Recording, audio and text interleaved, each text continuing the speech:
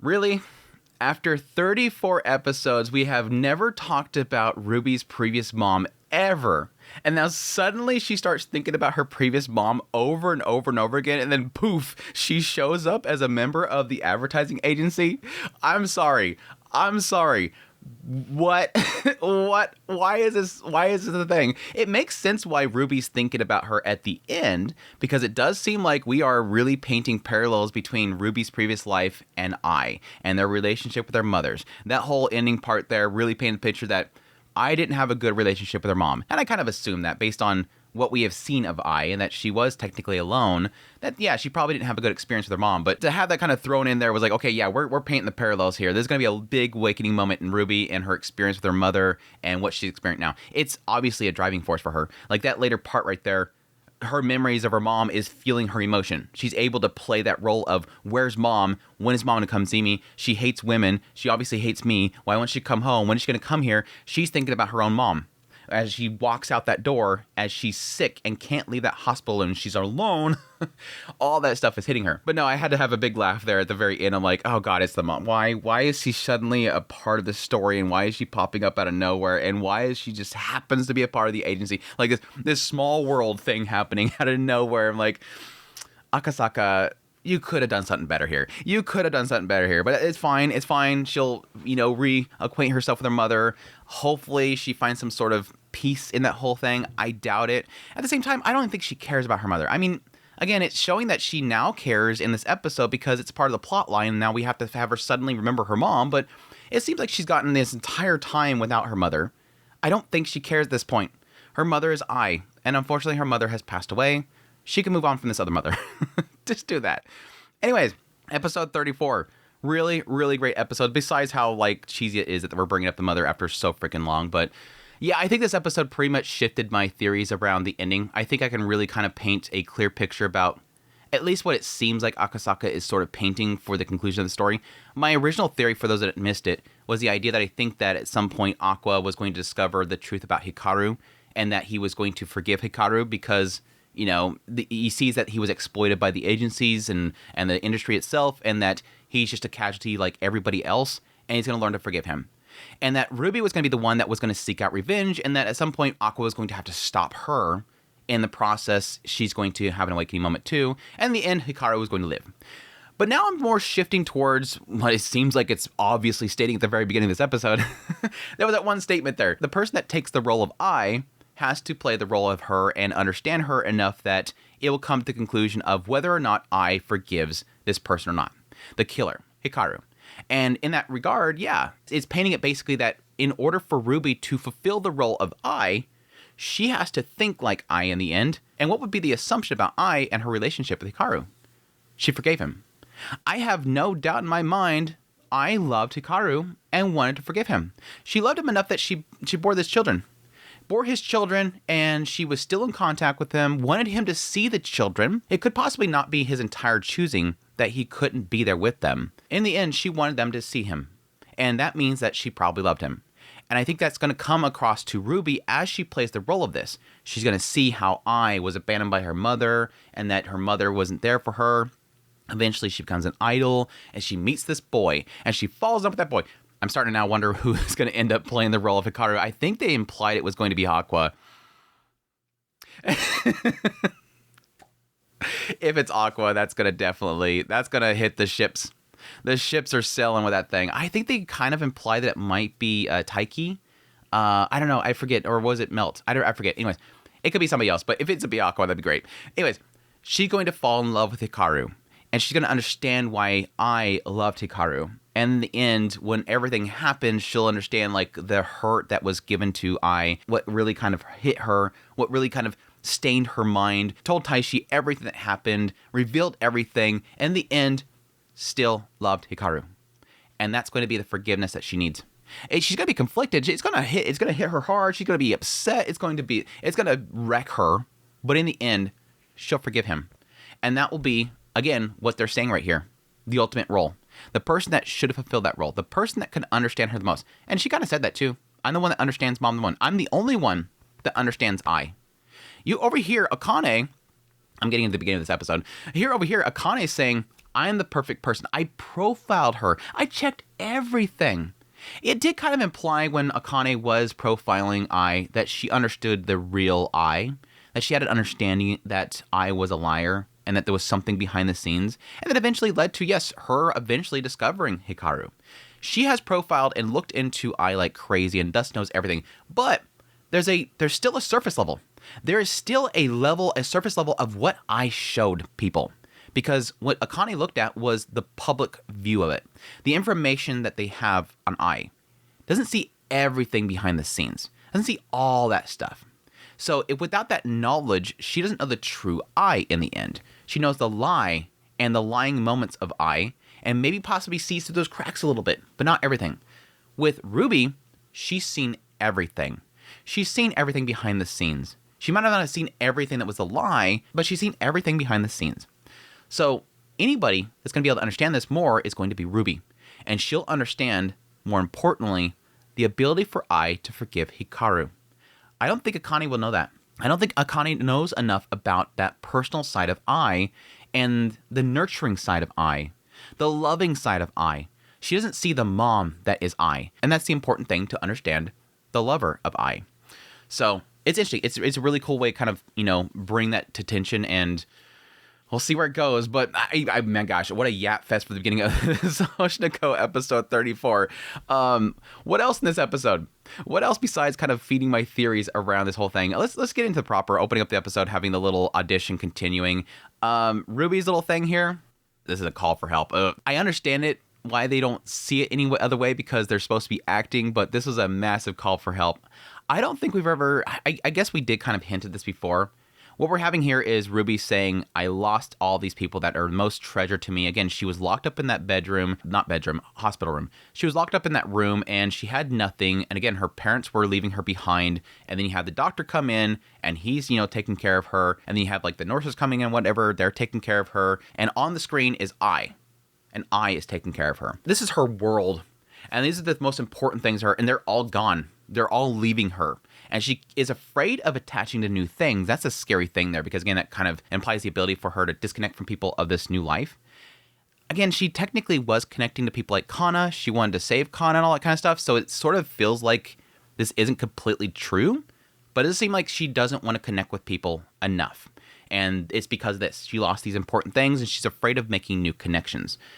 And implying here that she wants to die. Not a shock to me. Honestly, it's not a shock to me. She's lost everything. And again, she's also lost a connection to Aqua. She's broken that connection. That's been severed quite a bit. It feels like it's reestablished with this episode, thankfully. I love that Frill brought that up. I'm like, good. We've established that. We've cleared that up. Great. The thing that Gotanda didn't want to say, Frill opened up about it. That's great. She's afraid of making connections and that she wants to die at this point, which means that there's a willingness here that once this revenge is done, will she have anything? Will there be a desire to even continue on? After she, gets her revenge, after she fulfills this dream of her mother's, would she even want to continue on? That's the scary thing there. Ugh. But again, she throws it out as a joke. This is all acting, yada, yada, yada. It doesn't even faze them, and it sucks. I'm hopefully later on, when things get a little bit worse, could possibly Akane see Ruby and go, oh, that wasn't acting. That was a call for help. I think I need to step in here right now. But I think the other cool thing in here, not a really cool thing, it's a tragic thing, but yes, the establishment here that it wasn't just the role of Ruby that she's playing right now, but when she was in her previous life, she played the role of Sarina Tendoji, which this makes sense to me. I don't want to think too much into this because this is not really necessarily a role, it's survival. This is a survival thing. As a child with nothing in their life, they're obviously going to want to play into people for some sort of attention, for some sort of, care and all that kind of stuff. This isn't like strictly to a child in the hospital. All kids do this. Literally every kid does this. This isn't acting. This is being a child. This is being somebody that is dependent on other people. As a child, even if you're in a hospital or if you're in a really nice kept house where you're fed and everything like that, you're all playing the role of, please take care of me. I need this. That's what children do. It's just more tragic for her because she's in a state of vulnerability where she feels like if she doesn't do this, she dies. She has this weight of mortality that's constantly bearing down upon her where Any other kid's going to be a little more carefree. They're not worried too much. But it makes sense. She's always been acting. Ever since her previous life, and now she's always been acting. This will feed into the narrative that Ruby's going to be incredible at this role because she's always been acting her entire life. As to if that would hide the ugly emotion that were inside of her, I don't necessarily believe that. I mean, they could imply at some point that she did have nasty feelings within herself. The idea of like her mother abandoning her, always leaving her, parents always leaving her, that she wanted to say something like you're horrible parents or whatever, but she masked that in order to keep this cutesy nature of being a kid that needs to be taken care of. Please keep taking care of me. Don't let me die in this room. I don't know. But anyways, once she's done with her little role there, laughs it off, goes on. They're all like, yeah, it's pretty good. If you do some training, it'll be fine. Akane steps up and she confronts Friel as pretty much I. Let's just say she was pretty much acting as I, doing the little kind of cutesiness and talking to her all friendly and everything, saying, what is exactly you're doing? It's my theory that this role is for Ai Hoshino. Again, I kind of assumed that was going to be the case, that based on the previous episode, she's going to figure it out. This girl was going to figure it out. You know, you have Aqua's involved. It's probably writing a story about Ai. This is all came to light here recently. It's all about lying. It's obvious going in this route. But I love this because this brings up the question mark of, oh, so he's doing this. He's making a movie about mom. So this now mom is a cash grab for him now.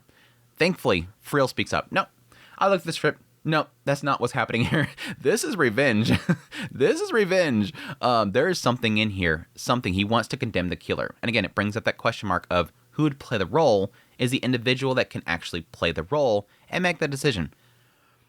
I'm going to put a big pause here. As much as I think that's going to be the answer to how the story plays out, is going to be the conclusion is Ruby, forgiving Hikaru through playing the role of I, becoming I. As much as I want to believe that, it also assumes that she's going to be able to change the script. They're saying it's all about whether or not the actor forgives the bad guy or not. That's not how this works. Unless there's in the script says, then we'll let the actor decide if they forgive him or not, and that will be the final scene. Ruby should have no say in what the character does. They wrote the script. They wrote if she's forgiving or not. They wrote if she goes, I will get back at him or not. They wrote if, when she's dying, she goes, I really hope they find the killer. It's not the actor's job to decide that. And again, because Aqua didn't have any plans on Ruby playing the role, I don't think he necessarily would have planned the actor making the decision. Or would Gotanda do? They know what they want to write. So it feels a little off here. It's obviously going for like an idea of a theme here, not necessarily what the actual script is, but still. Anyways, after this whole scene, I think they cut to like, we kept auditioning and I don't really need to play this role. I could just support her. I could just have a support role. And then we decided it was Ruby. Friel wanted this. I was okay with it. We decided Ruby could do it. Move on with our lives. Like, it's okay, sure. Cut forward. But no, after seeing Akane mention the fact that she is still gonna, try to get a support role, she's still gonna fulfill her whole role here before bumping into Aqua, who for some reason outside there, I'm guessing he was listening to them the entire time. He's like, you're not gonna stop me, Akane. She's like, I'm gonna stop you. I'm gonna make sure you don't go through with your plan. He's like, you dare you to try me, Akane. It's cheesy. I'm sorry. Moving on. I hate scenes like this. Moving on. It's obviously implying here that Akane wants to stop Aqua from destroying himself in the process. We get that, right? We all understand this is the point right here. This is exactly why she went out there with that knife. She wanted to destroy herself rather than him. She wants to take that role. And now that he is leaving her behind, she's doing everything that she can in order to make sure that he doesn't destroy himself. And he, at the same time, I guess thinks that she wants to stop him completely. Anyways, not my favorite part of the whole story, but that's fine. The scene with Kana and Aqua, apparently Kana has graduated and they're having a little discussion here about the lesser pandas. Gets in the idea of like, some, groups within, an organization or whatever sort of outshine others. I'm thinking they're sort of implying this to the idea of like Bikomachi and how the old crew was the big great pandas and the new crew is the lesser pandas. They'll never be able to outshine them. For now, anyways. Eventually getting into the fact that she's got a role, and that role is for a member of Bikomachi. It says an original Bikomachi member. I'm not sure if they're implying that it's a character they made up, original as in a character that was made up, or just one of the OG members of the first group that didn't like I. I don't remember them much really talking about other members of Bikomachi before. Suddenly, out of nowhere, showing pictures of them like, oh, that's right, she had other members. But I would assume there was probably a member that didn't like I. I don't think this is the original character. It's going to be original member. And so that's interesting. Possibly getting into whatever they did that could possibly influence Ai as well. We'll see. But yeah, he's like, I'm fine with you bad-mouthing mom if it's you. I'm okay with you doing the things because you're special. Or getting all flustered and walking out the door.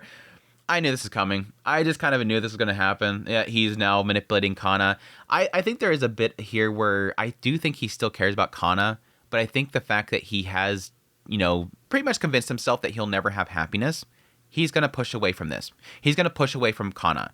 And at the same time, he's going to use Kana.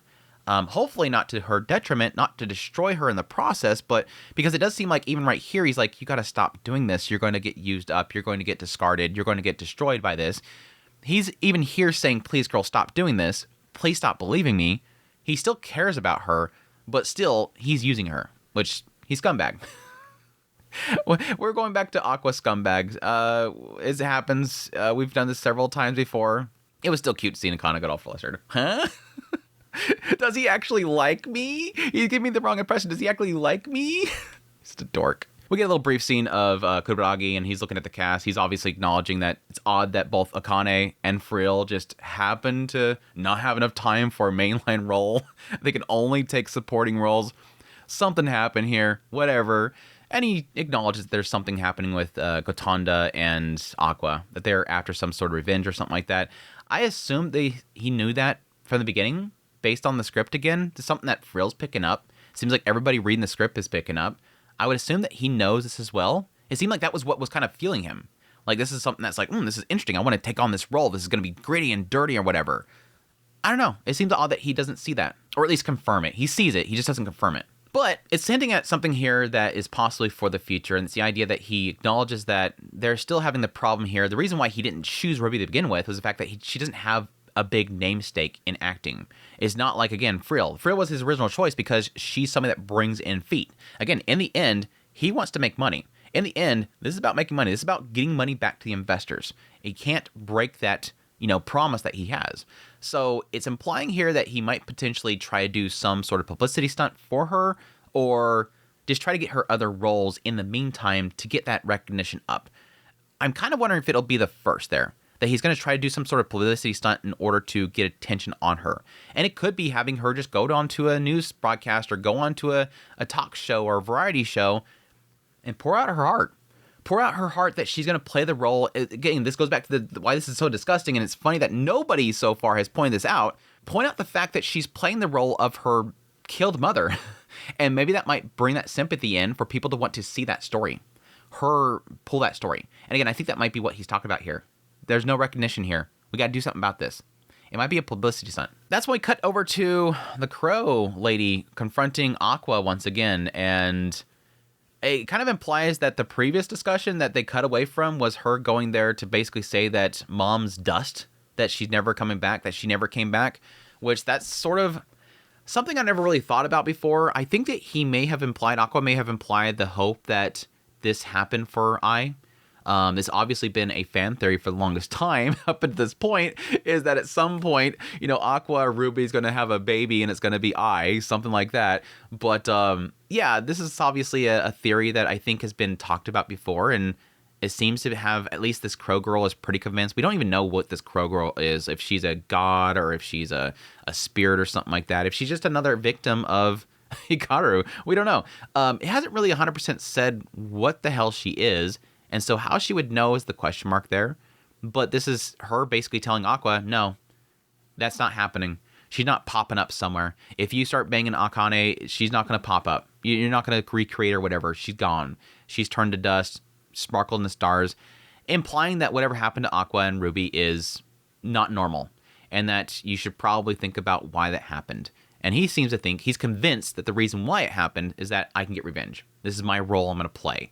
Seems to be the obvious choice there. But they also imply here that Aqua knows that the Crow Girl talked to Ruby, or at least they're in communication, because he immediately goes, you didn't tell her, right? I guess there could be an assumption there. If you're talking to me and it's about this whole situation, you probably talked to Ruby. But he goes after her and saying, you're not telling Ruby this, right? You're not telling her this, right? She says, no, but she's going to fulfill her role. What that role is the question mark. I wonder. I think it's probably all to this one same thing, that it's all about this role in order to take down Hikaru, which does lead me to believe that this all has something to do with Hikaru. like this is the goal of the Crow Girl is something to do with Hikaru. Again, implying that there's some sort of connection here. My theory, potentially a unborn child of Hikaru. I don't know. After this, the production begins, and we have a little brief scene of Kana, giving Ruby a little bit of, I guess, advice. I get what she's saying here. I just read that script. Holy crap. That's quite a script. If I was in Ruby's shoes, I wouldn't stop either. So all she can really do is kind of support her in a way that she can. So that was nice. But yeah, on Ruby's end here, seeing again, like I mentioned earlier, that little bit of parallels that seems that she's drawing with Ai, that her mother abandoned her, and it seems like that might be the same case for Ai, that she wondered where her mother was, and that it seems like her mother was somebody that hated women, hated other women, thus could possibly have abandoned Ai, or at least become like somebody that's obsessed with just going out with men all the time and never really giving her attention. Again, it kind of implied that with the life of Ai that we've seen, it doesn't seem like she had like parents with her or anything like that. It was like, again, just like with Aqua and Ruby, her parent was Ichigo. He even said it himself. She was my daughter, basically.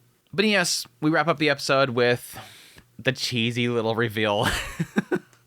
We have the agency that is coming to help out, the advertising agency, and the representative happens to be Tendoji, which again is the last name of Sarina, the previous life of Ruby. So while again Ruby is thinking about her mother, randomly out of nowhere, her mother shows up. So that'll be interesting, because I mean the assumption here is that at some point, again based on what Masaya was saying, that Ruby doesn't have much name recognition, especially when it comes to movies. Even though there's a lot of reporting happening around this, she's not somebody that pulls people into theaters. That's the key thing there. It's not that she doesn't have recognition. People know who Ruby is. They know who Aqua is, especially right now with what happened with the news coming out with Ai. The problem is that they're not names that bring people to the door. Friel was that. And so they have to do something to get attention on Ruby to bring attention to the movie. And they're going to bring in this lady to do something, and she's probably going to have a plan similar to what I was saying before with, bring up the idea that she's filling this role and, going to have to play the role of her mother that died and everything like that. It's going to be really tragic that she's going to play this role. And during that conversation, Ruby's going to be like, that's my mom. The entire time, that's my mom. Oh, I never want to see her again. This is where she's been. She's moved on with her life. She never really cared that I died. Look, she's happy right now. She's just doing her job, never even caring that I died. Something like that. But we'll see. We'll see. But anyways, that's my thoughts on episode 34 of Oshinoko. Again, next week we do have what seems like an hour-long finale. I'll be here for it. Looking forward to it. Pretty crazy that we're already come to the conclusion of this season of Oshinoko. But I hope you guys join me for it. But until then, y'all take care.